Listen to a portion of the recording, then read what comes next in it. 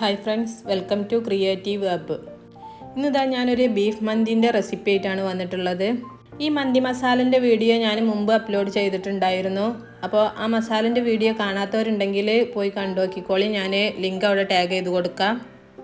അപ്പോൾ അതാ ഞാൻ മന്തി ഉണ്ടാക്കാനും വേണ്ടിയിട്ട് ബീഫ് നല്ലോണം കഴുകി വൃത്തിയാക്കി എടുത്തിട്ടുണ്ട്. ഇത് 1/2 കിലോ ബീഫാണ് ഇട്ടുള്ളത്. ആ ബീഫ് ഞാൻ കുക്കറിലിട്ട് കൊടുത്തിട്ടുണ്ട്. അടുത്തതായി ഞാൻ ഇതിലേക്ക് ഒരു ക്യാപ്സിക്കം ഇതുപോലെ കട്ട് ചെയ്തത് ചേർത്ത് കൊടുക്കുന്നുണ്ട്. പിന്നെ 2 വലിയ ഉള്ളി കട്ട് ചെയ്തതും കൂടെ ചേർത്ത് കൊടുത്തേക്കണ്. അടുത്തതായി ഞാൻ പറഞ്ഞ മന്തി മസാലയാണ് ചേർത്ത് കൊടുക്കുന്നത്. അപ്പോൾ അതിൻ്റെ ലിങ്ക് ഞാൻ താഴത്ത് ടാഗ് ചെയ്ത് കൊടുത്തിട്ടുണ്ട്. ആവശ്യമുള്ളവർ പോയി ചെക്ക് ചെയ്ത് നോക്കിക്കോളിട്ടാ. പിന്നെ ഇതായിട്ട് മന്തി ഉണ്ടാക്കിയപ്പോൾ നല്ല ടേസ്റ്റാണ് കേട്ടോ. അതേപോലെ തന്നെ ഈ മസാലക്ക് നല്ലൊരു സ്മെല്ലും കൂടിയാണ്. അപ്പോൾ അത് ഞാൻ ഒരു 2 സ്പൂൺ ചേർത്ത് കൊടുത്തിട്ടുണ്ട്. പിന്നെ ഞാൻ ഇതിലേക്ക് കുറച്ച് സ്പൈസസും കൂടെ ചേർത്ത് കൊടുക്കുന്നുണ്ട്. ആകെ എത്ര എടുത്തിട്ടുള്ളൂ: 1 ലെമണും 2 ബേ ലീഫും കുറച്ച് പട്ടയും കുറച്ച് കുരുമുളക്, 3 ഏലക്കായ്, 3-4 കറാമ്പൂവ്, കുറച്ച് പച്ചമല്ലി. ഇതിൽ നിന്നൊക്കെ പകുതിയേ ഇതിൽ ചേർക്കണുള്ളൂ കേട്ടോ. പകുതി നമ്മൾ അരി തിളപ്പിക്കാനുള്ള വെള്ളത്തിലേക്കാണ് ഇട്ട് കൊടുക്കുന്നത്.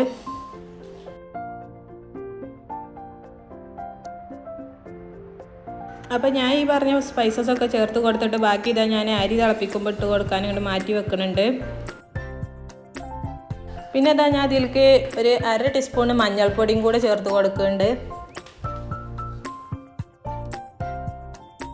അടുത്തതായി ഞാൻ ഇതിലേക്ക് കുറച്ച് കുരുമുളക് പൊടിയും കൂടെ ഇട്ട് കൊടുക്കുന്നുണ്ട്.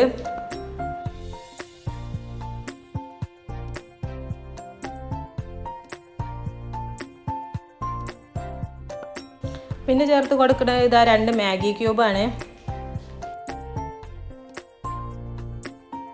പിന്നെ ഇതിലേക്ക് ആവശ്യമായ ഉപ്പും കൂടെ ചേർത്ത് കൊടുക്കുന്നുണ്ട്. അപ്പം മാഗി ക്യൂബ് 2 ഇട്ടതുകൊണ്ട് തന്നെ അതിൽ തന്നെ അത്യാവശ്യത്തിന് ഉപ്പുണ്ടാവും. ബാക്കി ഉപ്പ് നമുക്ക് ഇതിലേക്ക് ചേർത്ത് കൊടുക്കാം. പിന്നെ കുറച്ച് ഓയിലും കൂടെ ഒഴിച്ച് കൊടുക്കുന്നുണ്ട്.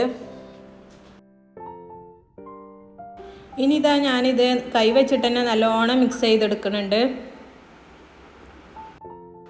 ഞാൻ പറഞ്ഞ മന്തി മസാല ചേർത്തതുകൊണ്ട് ഇപ്പം തന്നെ ഇതിന് മന്തിൻ്റെ നല്ല സ്മെല്ല് വരുന്നുണ്ട് കേട്ടോ.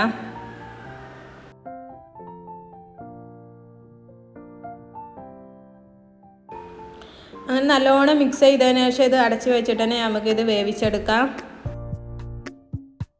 അങ്ങനെ ഞാനിത് സ്റ്റൗവിൽ വെച്ച് കൊടുക്കുന്നുണ്ട്. ഈ ടൈമിൽ ഹൈ ഫ്ലെയിമിൽ തന്നെയാണ് കേട്ടോ വെക്കേണ്ടത്. ഇപ്പം തന്നെ ഞാൻ അപ്പുറത്തെ അടുപ്പിൽ അരി തിളപ്പിക്കാനുള്ള വെള്ളം കൂടെ വെച്ച് കൊടുക്കുന്നുണ്ട്. അങ്ങനെ വെള്ളം അവിടെ അടച്ച് വെച്ച് കൊടുക്കുന്നുണ്ട്. നല്ലോണം തിളച്ച് വരട്ടെ. കുറച്ച് നേരം കഴിഞ്ഞ് നോക്കിയപ്പോൾ ബീഫിൽ നിന്ന് ഒരു വിസിൽ വന്നിട്ടുണ്ട്. ഇനി നമുക്ക് ലോ ഫ്ലെയിമിലാക്കി വെക്കണം കേട്ടോ. ലോ ഫ്ലെയിമിൽ വെച്ചിട്ട് കുറച്ചധികം നേരം തന്നെ കുക്ക് ചെയ്തെടുക്കുക. കാരണം ബീഫ് ആയതുകൊണ്ട് അത്യാവശ്യം വേവുണ്ടാവും. അങ്ങനെ കുറച്ച് നേരം കഴിഞ്ഞ് വന്ന് നോക്കിയപ്പോൾ നമ്മളെ വെള്ളമൊക്കെ നല്ലോണം വെട്ടി തിളക്കുന്നുണ്ട്. ഈ ടൈമിൽ നമ്മൾ നേരത്തെ മാറ്റി വെച്ച സ്പൈസസ് ഉണ്ടല്ലോ, അത് വെള്ളത്തിലേക്ക് ചേർത്ത് കൊടുക്കുന്നുണ്ട്. പിന്നെ നമ്മൾക്ക് ചോറിന് ആവശ്യമായ ഉപ്പും കൂടെ ഇപ്പം തന്നെ ചേർത്ത് കൊടുക്കുന്നുണ്ട്.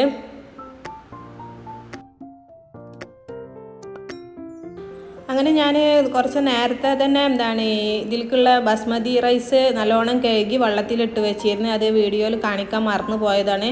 അത് ഊറ്റിയെടുത്തിട്ട് നമ്മൾ ഈ തിളച്ച് വന്ന വെള്ളത്തിലേക്ക് ചേർത്ത് കൊടുക്കുന്നുണ്ട്.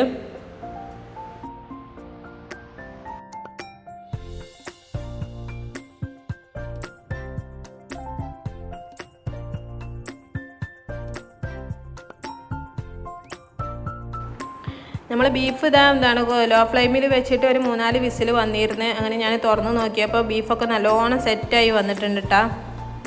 അപ്പോൾ ഇനി ഇതിലുള്ള ഈ ഓയിൽ നമുക്ക് സെപ്പറേറ്റ് ആയി മാറ്റി വെക്കണം. ഇത് നമുക്ക് ആവശ്യമുണ്ട് കേട്ടോ. അപ്പോൾ ആ ഓയിലൊക്കെ ഞാനൊന്നും ഇങ്ങോട്ട് മാറ്റിയെടുക്കുന്നുണ്ട്.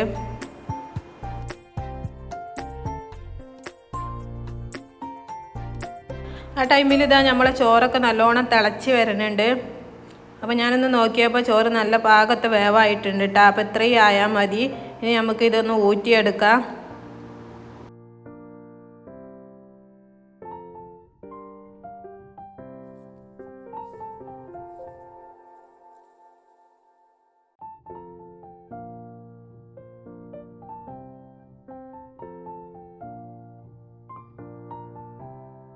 അങ്ങനെ ഞാനിതാ ചോറൊക്കെ ഊറ്റിയെടുത്തിട്ടുണ്ട് കേട്ടോ. ഇനി ഇനി ഇത് ഞാൻ കുക്കറിൽ തന്നെയാണ് കേട്ടോ ദമ്മിട്ട് കൊടുക്കുന്നത്. അപ്പോൾ അതാ ഞാൻ ബീഫിൻ്റെ മുകളിലായിട്ട് റൈസ് ഇട്ട് കൊടുക്കുന്നുണ്ട്.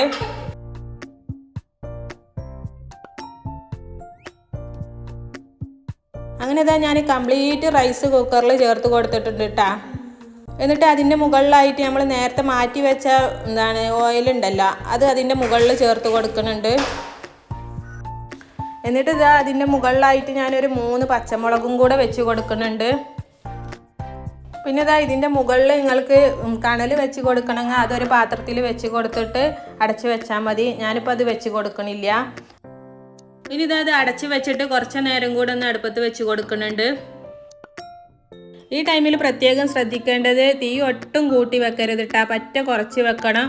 ഒരു 5 മിനിറ്റ് നേരമൊക്കെ ഇത് കുക്ക് ചെയ്തെടുക്കാം. അങ്ങനെ ഞാനിതാ കുറച്ച് നേരം കഴിഞ്ഞ് വന്ന് നോക്കിയപ്പോൾ നമ്മളെ മന്തിയൊക്കെ ഇവിടെ സെറ്റായി വന്നിട്ടുണ്ട് കേട്ടോ. അപ്പോൾ ഞാനിതൊരു വേറെ പാത്രത്തേക്ക് മാറ്റി കൊടുക്കുന്നുണ്ട്. അപ്പോൾ ഈ മന്തി നല്ല ടേസ്റ്റുള്ള മന്തിയാണ് കേട്ടോ. അതേപോലെ തന്നെ ഇതിൻ്റെ സ്മെല്ല് നല്ലൊരു സ്മെല്ലാണ് കേട്ടോ. അപ്പോൾ ഇതേപോലെ മന്തി ഉണ്ടാക്കി നോക്കാത്തവരുണ്ടെങ്കിൽ തീർച്ചയായും ഒന്ന് ഉണ്ടാക്കി നോക്കിക്കോളി. എന്നിട്ട് അഭിപ്രായം ഒന്ന് കമൻറ്റിൽ അറിയിക്കിട്ടോ. അപ്പോൾ വീഡിയോ ഇഷ്ടപ്പെട്ടാൽ ലൈക്ക് ചെയ്യുക. അതേപോലെ തന്നെ ഫ്രണ്ട്സിനും ഫാമിലിക്കൊക്കെ ഒന്ന് ഷെയർ ചെയ്ത് കൊടുക്കുക. പിന്നെ സബ്സ്ക്രൈബ് ചെയ്യാതെ കാണുന്ന പുതിയ കൂട്ടുകാരൊക്കെ ഉണ്ടെങ്കിൽ ഒന്ന് സബ്സ്ക്രൈബ് ചെയ്ത് സപ്പോർട്ട് ചെയ്യും കൂടെ ചെയ്യണേ. അപ്പോൾ ഇന്നത്തെ വീഡിയോ ഇത്രേ ഉള്ളൂ. അടുത്ത വീഡിയോയുമായി വീണ്ടും വരാം.